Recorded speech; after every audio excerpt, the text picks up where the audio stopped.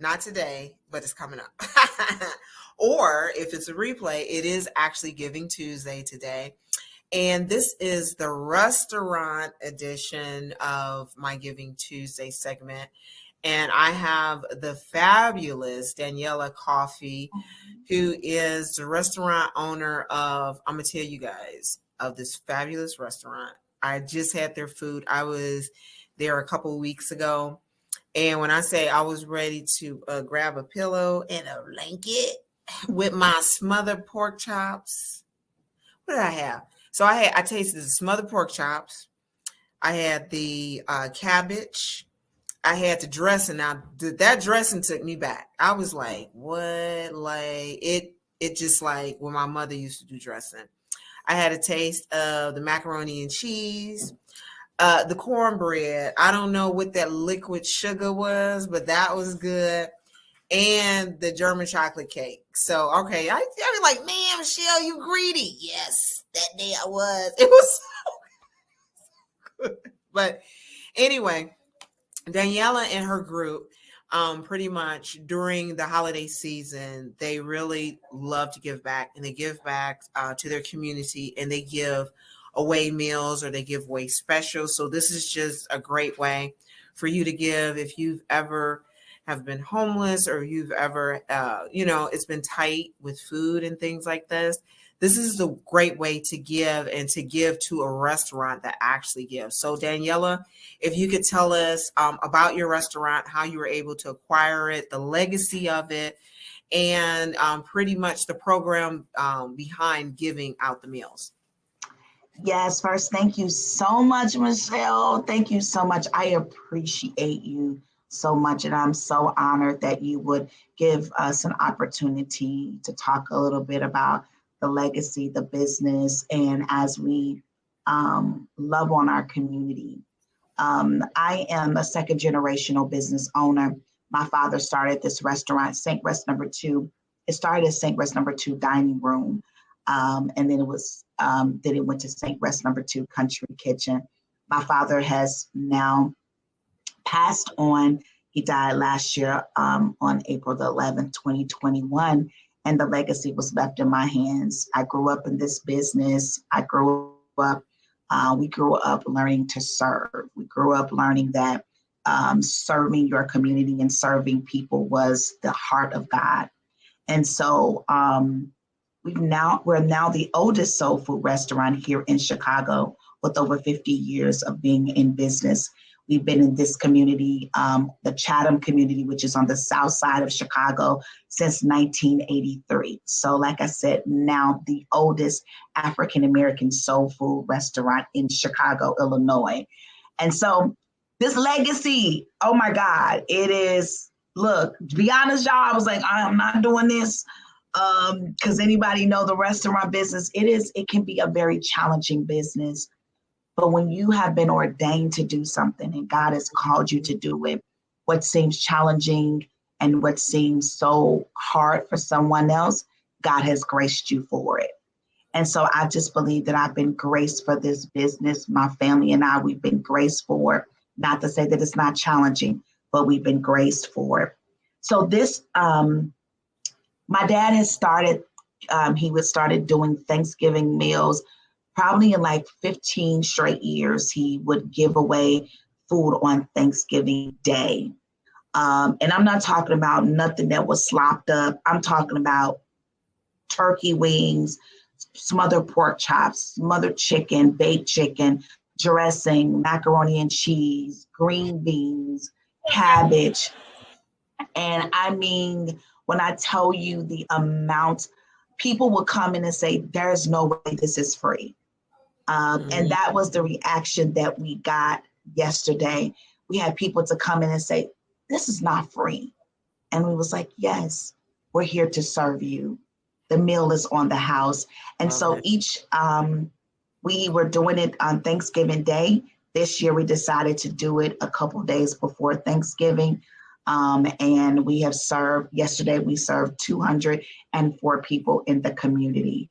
And so it's nothing like it to see the smiles on their face, to see the love in people's heart, to be able to embrace people and love on them and just let them know we appreciate you.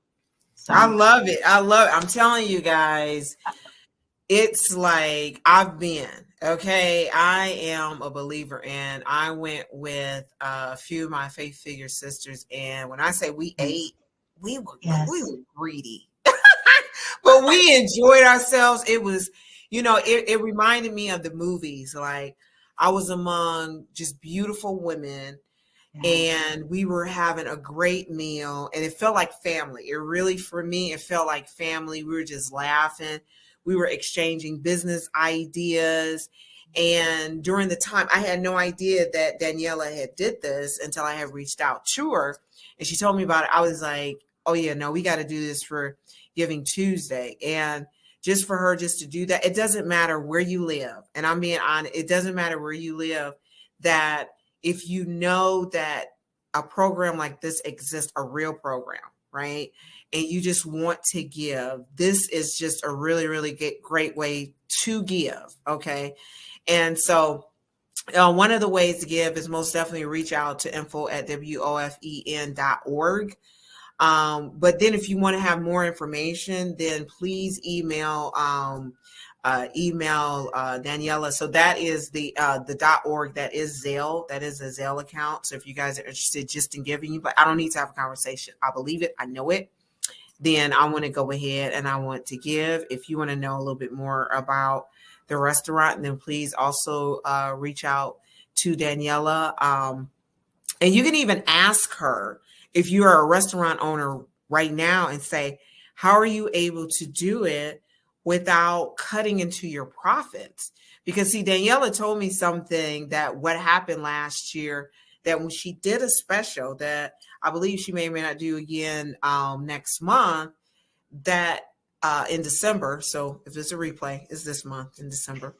That for some reason that this, like her and her husband and her family, her restaurant family, really excelled their revenue for that day. So explain that to me, because I absolutely love that. I absolutely love that. We did last year. The people that came in, that our customers that came in the Christmas Eve, we gave food. We just gave them. They went around. They had no idea what we were doing, so they would just go around normally, get their food. You get one meat, two sides, and your corn muffins. And so they came around. They got their food. They came to the register. They were getting ready to pay, and we said, "Merry Christmas, dinner's on us." And people were like, "Wait, what?" It was like, yeah, Merry Christmas, dinner's on us. And so they would just start, they was like, wait, okay, hold on. Let me go back because I need to get three more other dinners.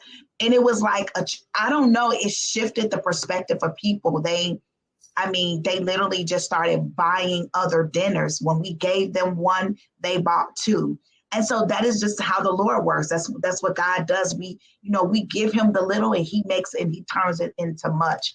And so I say to any restaurant owner, I know that in this season, sometimes with the restaurant industry, it's tough. No, it is tough. The food costs, inflation, food costs is at its all-time high. And so I totally get it. But I promise you, make the sacrifices. There's ways, there's numbers. You gotta work your numbers. Let's be real about that. But there is ways that you can give back to the community that you're in, and your customers that support you on a consistent basis. Give back to them, and I promise you, you'll get it back. I love that. And that is so true. It's, we always don't believe that, like, oh, if I'm doing this, if I'm giving up my time, I'm giving up my money. But I'm going to tell you that when you're in the right place where you're supposed to be, and you're doing what you're supposed to be doing, that people Yes. see that and they want to be a part of that. And like I said, this is just, in Chicago. I didn't grow up in Chicago. I visited often because I grew up in Michigan. I have relatives in Chicago. I know some spots in both states. Well, and it's any state that is really tough. Just life gets tough. Like you spoke about inflation. I didn't know really how bad like inflation for like for loans and stuff like that, or car loans, house loans, sometimes you think at the end of the year you get a deal, but when somebody told me what the percentage was, I was like, what? I was like, how Yeah. much is it? Wow.